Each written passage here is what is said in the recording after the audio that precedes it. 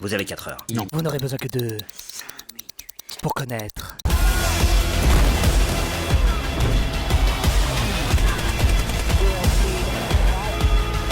Ah oui, je sais, ça...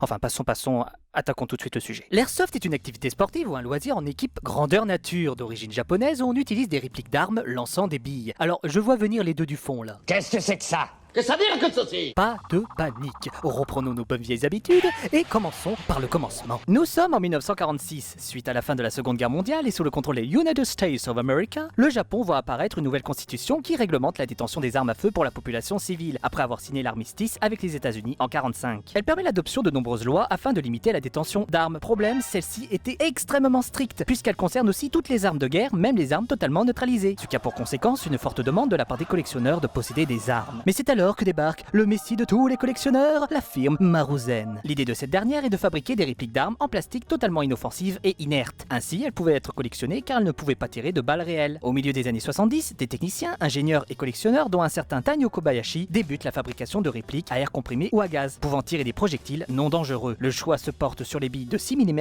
et comme les répliques évitent la législation, elles deviennent légales et peuvent être achetées. Ces reproductions auront pour nom Airsoft Guns. Elles avaient pour le but d'être utilisées pour la pratique du tir sur cible, mais l'engouement est tel qu'une loi encadre leur fabrication, limitant la puissance à 2 joules. Avec le temps, de nombreux collectionneurs invitent leurs amis à participer à des jeux par équipe. Ces jeux non réglementés, qui reposent principalement sur le fair play des joueurs, sont appelés Survival Game ou War Game. C'est le début de l'airsoft, et dans le milieu des années 80, les premières répliques débarquent en France. Mais comment ça se passe? Pour faire simple, 2 voire plusieurs équipes s'opposent lors de parties qui se déroulent sur une journée et proposent un ou plusieurs scénarios avec des règles. Les équipes exécutent des stratégies afin d'atteindre les différents objectifs. Pour les grands amateurs et les joueurs confirmés, il y a des parties appelées OP ou Milsim, qui sont organisées sur un ou plusieurs jours non-stop et qui se déroulent même de nuit. Les terrains de jeu privilégiés sont les environnements naturels, avec des constructions abandonnées pour des affrontements en CQB, mais aussi des milieux urbains abandonnés.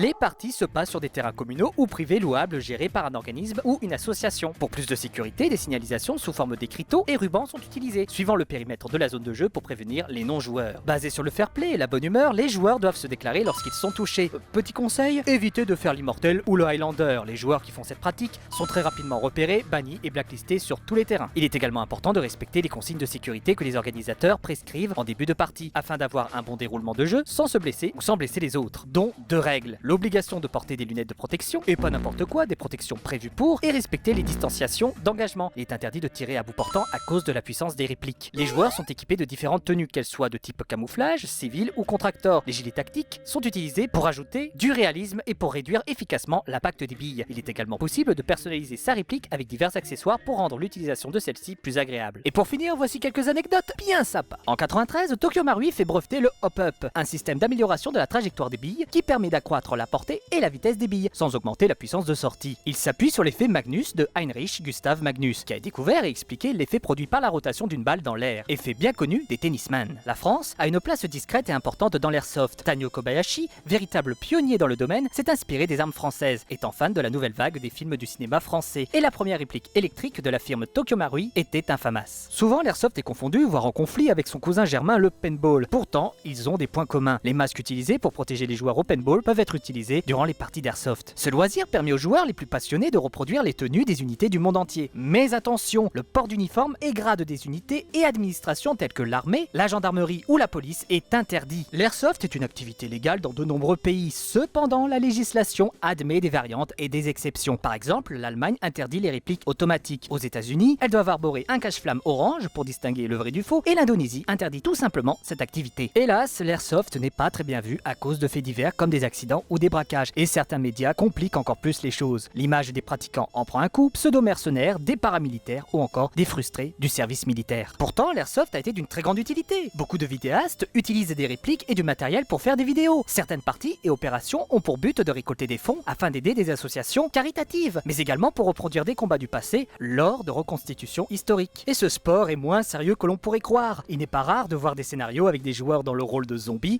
ou en tenue de l'impar rose. Personnellement, l'un des gros problèmes de l'airsoft, c'est l'argent. Les dépenses pour la pratique de cette activité est très importante, voire même renversante pour les débutants. Heureusement, des passionnés sont là pour aider et apporter des solutions sur divers forums et vidéos, afin de commencer en toute sérénité. Et pour finir, l'airsoft a été très important dans le secteur du cinéma. Possible? Retour dans les années 60. Tanio Kobayashi est chargé de transformer les répliques d'armes inertes pour les rendre plus réalistes. L'ingéniosité de fabrication de ces répliques provoque une forte demande auprès des réalisateurs. Ces répliques sont si réalistes qu'elles sont achetées et utilisées pour le cinéma japonais, mais aussi français, américain, voire mondial, pour le tournage de films, comme par exemple You Only Live Twice, l'un des films James Bond. Dès 1969, tous les films japonais utilisaient des reproductions, et le cinéma devient le secteur d'activité qui est le principal utilisateur de ces répliques. Est-ce qu'on peut dire que les répliques de Kobayashi-sama ont crevé à l'écran? Quoi qu'il en soit, d'abord réduit à un public de connaisseurs et de passionnés, le succès de l'airsoft a permis de s'ouvrir à un public plus large. Encore très confidentiel et inconnu, des millions de personnes jouent régulièrement tous les week-ends dans le monde. Et malgré l'aspect de jeu de guerre, n'oublions pas que c'est une activité accessible et fédérateur qui véhicule de belles valeurs, comme beaucoup de disciplines sportives. Un jeu pour les grands enfants.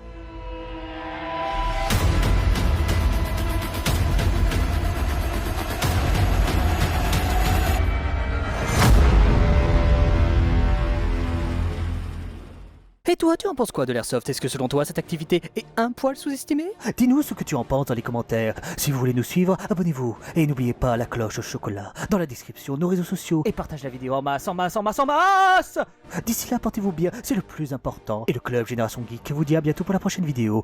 Bye bye.